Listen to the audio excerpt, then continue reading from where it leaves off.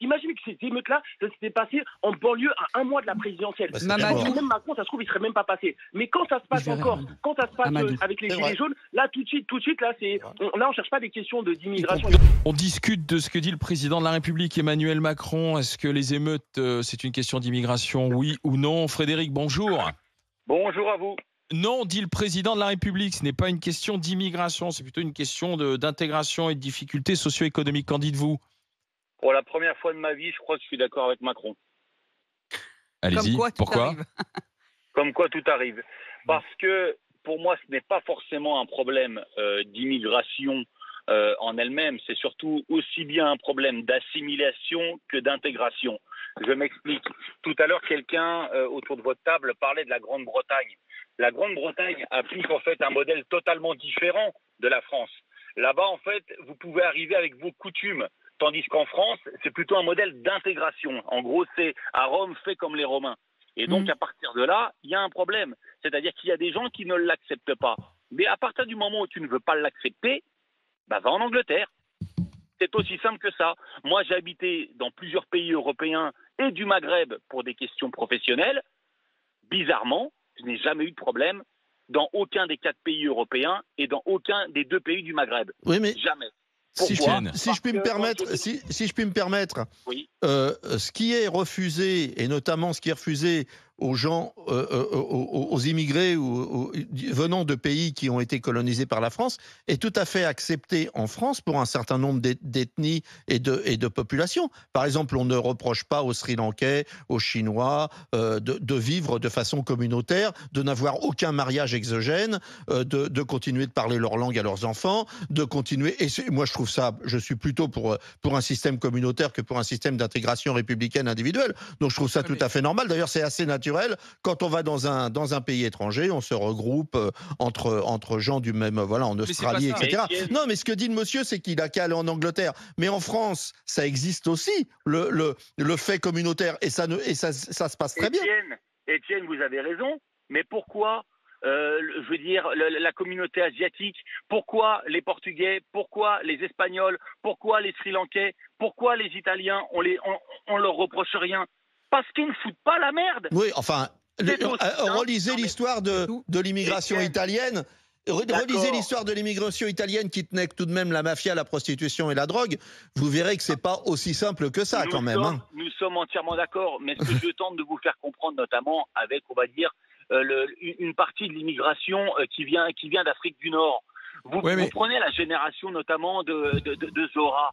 Ses parents, ils sont venus par exemple dans ce pays. Ils ont travaillé, ils ont quand même gardé leurs coutumes ou leur culture. Ça les a pas empêchés aujourd'hui de pouvoir avoir des enfants qui se sont intégrés. C'est pas cette génération qui pose problème. Mais on est tous d'accord. Donc c'est bien une question identitaire. C'est une question identitaire. C'est bien une construction identitaire que nous avons tous. Alors. Non, mais par exemple, le modèle qui est assez intéressant, c'est le modèle noir aux États-Unis, puisqu'il n'y a pas plus américains que les noirs, qui sont même là bien avant. Beaucoup de blancs et beaucoup d'Européens, puisqu'ils sont esclavagisés. Donc en fait, en train de dire qu'on est en train de, notre pays est en train de basculer petit à petit sur un modèle de double identité. Évidemment, c'est-à-dire qu'un jour, je vais dire, on est afro-français, quoi. C'est ça. On serait le dernier pays au monde. On est déjà le dernier pays au monde qui se dit d'intégration républicaine. Ça n'existe nulle part ailleurs. En fait, ces jeunes ils construisent leur identité à travers leur passé aussi. En disant, on est afro-français. Et nous, c'est ça. Donc, on est afro-français. On n'est pas français 100%. Et nous ne le supportons pas à juste titre. Tu deviens algérien, sinon tu y vis pas. Mais je dis pas. Tu dis on est le seul pays en intégration républicaine. Non, complètement. C'est pas vrai. Non, c'est pas vrai. Tu peux tout à fait vivre communautairement ailleurs, bien sûr. Étienne, je suis désolé avec vous, Étienne. Aujourd'hui, les gamins qui ont 14-15 ans, qui sont d'origine, de par leurs parents d'Afrique du Nord, parlent même pas l'arabe. Et ben c'est pour ça que j'ai dit que c'était un passé fantasmé. Mais c'est pour ça qu'il y a. Non mais attends, excusez-moi, on a aujourd'hui des Noirs français qui se revendiquent de l'esclavage, alors qu'ils ont été africains et qui n'ont jamais été esclavagisés. Mais Étienne, depuis quand on peut pas... Alors, il faut remettre les pendules à l'heure. Depuis quand on n'a pas le droit de garder sa culture et sa tradition? Personne nous en empêche. Hein. Moi, si je veux, je vis comme j'ai envie. Non, c'est pas si simple, Zora. Le seul problème, c'est le sentiment de rejeter le pays dans lequel tu vis. Et l'inverse, d'être rejeté par le pays dans lequel tu vis. Mais je vais te dire, quand nous, on s'est intégrés, la France, elle voulait pas de nous. Hein. Je veux dire, elle n'a jamais voulu de mes parents, elle n'a jamais voulu de nous. C'était quoi le mot d'ordre de nos parents? Ce pays va vous offrir plus que ce que là où on était. Allez-y, intégrez-vous, faites de ce pays le vôtre. Ça dépend du message que t'envoies. Je veux dire, après, ce pays, il est imparfait pour le français de souche, il est imparfait pour le français de longue date, et il est imparfait pour le français fraîchement arrivé, il est imparfait pour tout le monde. Hein. Tout le monde subit dans ce pays le pouvoir d'achat, ça touche tout le monde. Hein. La vie qu'on a, ça touche tout le monde. Mais les adolescents aujourd'hui sont dans une construction qui non, il n'y a pas que les adolescents, il y a des gens de 35-40 ans pareil. Non, mais c'est surtout... Non, mais là, ceux qui étaient au cœur des émeutes, parce que c'est ça qui nous intéresse. Frédéric, merci d'avoir été dans les GG. Pas obligé d'être dans le rejet, c'est ça. Mais non, on n'est pas obligé. Complètement, j'aurais retourné complètement la situation, parce que c'est toujours bien de se mettre à la place des autres. Moi, quand j'avais 18 ans, j'ai habité 1 an aux États-Unis, et au bout de quelques mois, j'avais fait un papier dans le truc de l'école en disant ici, c'est hypocrite, c'est nul, l'alcool à 21 ans, chez nous, on peut boire qu'on veut, fumer, machin, etc. Et je mettais un peu en exergue tout ce qui, moi, me choquait. Et tout de suite, on m'a fait comprendre, mais des mecs, même certains menaçants dans l'école, me disant « Mais attends, ici, t'es aux États-Unis, c'est notre culture, ça ne te plaît pas? Rentre chez toi, rentre en France, dégage. » Et ça m'avait marqué. Et j'ai eu, je pense, l'intelligence de me dire « Ah oui, je suis con, moi je réagis avec mes codes.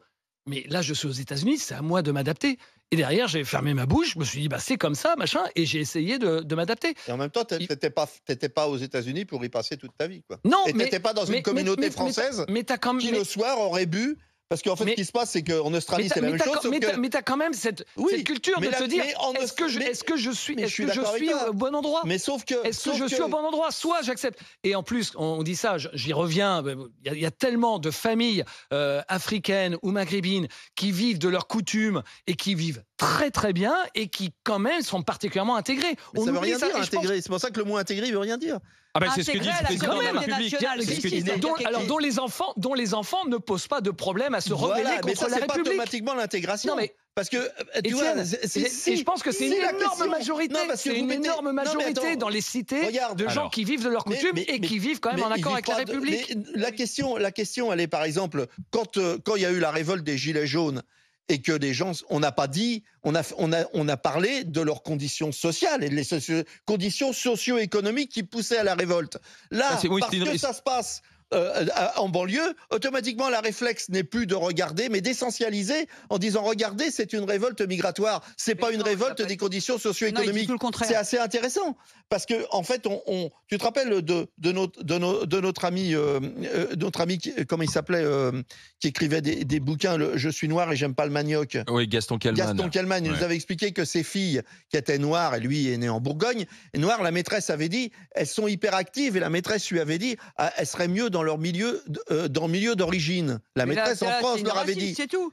Non, c'était une espèce de projection d'essentialisation, d'ethnicisation de ces gamines parce qu'elles étaient noires, en imaginant que parce qu'elles étaient noires, elles avaient besoin d'être dans la brousse. On va aller. C'est notre regard. On va aller dans le Val-de-Marne. Allez, je remercie Frédéric d'avoir été avec nous. Écoutez Amadou. Bonjour Amadou. Oui, bonjour à l'équipe. Bonjour. Alors, est-ce que ces émeutes, c'est une question d'immigration, oui ou non? Non, pas du tout. Et d'ailleurs, justement, je souscris totalement à ce que Étienne Yebig vient de dire. C'est-à-dire que moi, il y a un truc que j'aimerais vous faire rappeler. Il y a à peine 1 an et quelques mois, il s'est passé quoi après la mort d'Ivan Colonna en Corse? Il s'est passé quoi en Corse, justement, quand Ivan Colonna est mort? Il n'y a pas eu des drapeaux français brûlés. Il n'y a pas eu des niques la France. Il n'y a pas eu le palais de justice français brûlé. Il n'y a pas eu des banques qui ont été attaquées avec des objets de chantier. Il n'y a pas eu des policiers qui ont été attaqués. Si, ceux qui ont fait ça, c'est une frange qui ne se sent pour qui la France est un pays colonisateur et ils ne se reconnaissent pas dans la France. Et ils le disent d'ailleurs. Il y a des nationalistes, c'est tout le paradoxe, qui sont arrivés d'ailleurs à l'Assemblée nationale, ce qui est assez incroyable. Mais vous avez raison. Mais là, finalement, vous dites... Personne n'a lié ça à l'immigration. Personne n'a expliqué que si on c'est un problème d'identité à la police, sur la police, c'est parce qu'on n'aime pas la France. Personne n'a expliqué que quand on brûle le drapeau français en Corse, c'est parce qu'on n'aime pas la France. Mais dès que ça se passe, je me souviens très bien, vous en avez même parlé dans les GG, dans le monde de Macron, dans ce que vous faisiez avant à l'époque, le monde de Macron. Et je me rappelle très bien, il y avait Joël qui était dans l'émission, et Joël, elle a dit, imaginez que ça se passait en banlieue. Qu'est-ce que ça... Et en plus, ça s'est passé en mars 2022, je me souviens trop bien, c'était à un mois de du premier tour de la présidentielle. Et il y a eu zéro récupération politique. Mais imaginez que les mêmes faits s'étaient passés en banlieue. Imaginez que ces émeutes-là, ça s'était passé en banlieue à un mois de la présidentielle. Même Macron, ça se trouve, il ne serait même pas passé. Mais quand ça se passe quand ça se passe avec les Gilets jaunes, là, tout de suite, là, on ne cherche pas des questions d'immigration. Donc alors, Amadou, si ce n'est pas une question d'immigration, c'est quoi alors? C'est une question sociale. Bien évidemment qu'il y a des délinquants. Il faut pas se raconter des conneries. Moi, je dis bien que bien évidemment qu'il y a des délinquants. Tous ceux qui ont cassé, c'est parce qu'ils sont malheureux, parce qu'ils sont désocialisés, parce que la France. Vous dites, c'est ce que vous dites. Tu dis ça des Gilets jaunes, toi? Il y a des délinquants parmi ces personnes-là. Par contre, il y a la question de fond, c'est une question sociale. Le problème, il y a une question sociale, et deux aussi, il y a une question aussi, à chaque fois qu'on a tendance à mettre de côté, mais c'est aussi le rapport avec la police. Il y a beaucoup de personnes qui vous expliquent qu'ils en ont marre d'être contrôlés 150 fois par la police, jusqu'à que il y a eu un drame. Il y a eu un drame justement avec la mort de Naël. Et bien évidemment qu'il y a eu un refus d'obtempérer, mais le refus d'obtempérer ne devait pas conduire à la mort de ce jeune homme-là, parce que des refus d'obtempérer, et même Darmanin a dit, il y en a 25 000 au moins par an. Mais c'est bizarre, à chaque fois qu'il y a personne qui se fait tirer dessus, c'est toujours un noir ou un maghrébin. Sur les 25 000 et quelques, à chaque fois qu'il y a toujours quelqu'un qui se tue, c'est toujours un noir ou un maghrébin. Donc bien évidemment qu'il y a des revendications. Il y a des revendications sociales, et il y a une question aussi avec le rapport avec la police qui est demandée en fond. Mais c'est pas une question d'immigration. L'immigration n'a rien à voir avec ça. Il faut arrêter de courir après l'extrême droite et leur faire la courte échelle sur les analyses racistes qu'ils font à chaque fois. Dès qu'il se passe un truc, Zora, pour répondre à Amadou. J'allais dire, on peut voir les choses aussi de la façon dont vous les voyez, qui sont une réalité. Évidemment que dans les quartiers, il y a un sentiment et il y a un sentiment de persécution à la fois de la police, de ségrégation, de ghettoisation et de ne pas avoir les mêmes chances que n'importe qui. Figurez-vous que dans la ruralité, c'est pas mieux. C'est pas mieux. Moi, j'ai eu l'occasion de faire rencontrer des jeunes de banlieue avec des jeunes de la ruralité. Je peux vous dire que les jeunes de la ruralité, ils étaient assez envieux de toutes les infrastructures et de tout ce dont pourquoi vous les opposez, madame? Attendez, non, mais on va parler de la question sociale. Je vais revenir à votre pertinente remarque sur la question sociale. On est d'accord que la question sociale est importante. Donc la question sociale, elle traverse tout le pays, et la question sociale, elle concerne tous les Français. Le pouvoir d'achat, c'est pénible pour plein de gens. Il y a énormément de gens qui sont ségrégés au niveau territorial. Il y a énormément de gens qui se sentent abandonnés parce qu'il n'y a pas de médecin, parce qu'il n'y a pas de pharmacie, parce qu'il y a rien en proximité. Et je peux vous dire que les Gilets jaunes, c'était quand même une des raisons pour lesquelles il y a eu cette révolte. Donc, je suis d'accord avec vous, mais il ne faut pas les opposer. Non, justement, laissez-moi finir. Donc, si la question sociale revient à expliquer la révolte, la délinquance et la dégradation, nous devrions avoir la même chose partout. Il y a eu la même chose. Allez-y, Amadou. 3 milliards de dégâts. Allez-y, Amadou. Je n'ai pas justifié la délinquance.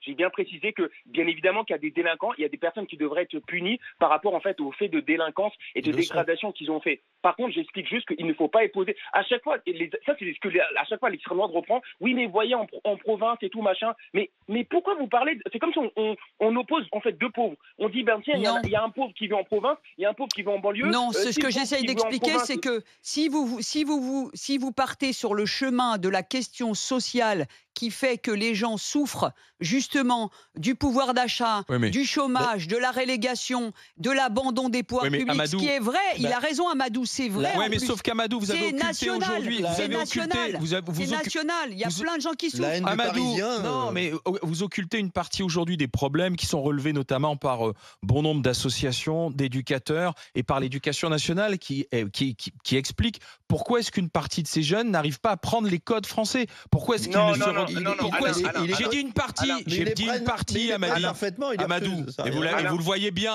aujourd'hui à l'école. L'école est le reflet de ce qui se passe ensuite, quoi.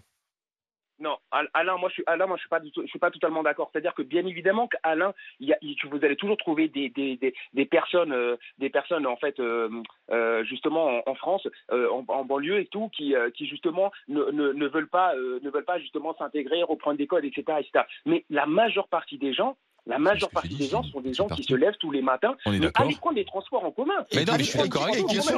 Et on a vu pendant le Covid qui est-ce qui faisait les boulots, qui est-ce qui était là, quoi. Mais on est d'accord, on est d'accord là-dessus. On parle simplement de cette partie qui aujourd'hui qu'on a vu brûler, incendier, casser. Même si on est d'accord avec toi, si on te suit sur ce chemin-là, je pense qu'on doit quand même dans la tête garder l'idée que des adolescents ne sont pas des adultes. Et moi, je pense qu'il faut traiter différemment la question d'adolescents qui sont en recherche identitaire, d'adultes qui ont pris des positions fermes et qui sont insupportables et qu'on ne doit pas laisser passer. Merci Amadou. On conclut, on regarde ce que vous en pensez. On a posé la question. D'après Emmanuel Macron, les émeutes ne sont pas une question d'immigration. D'accord ou pas d'accord avec le président de la République? Pas d'accord, à plus de 79% pour ceux d'entre vous qui ont suivi la discussion et qui ont réagi sur les réseaux sociaux.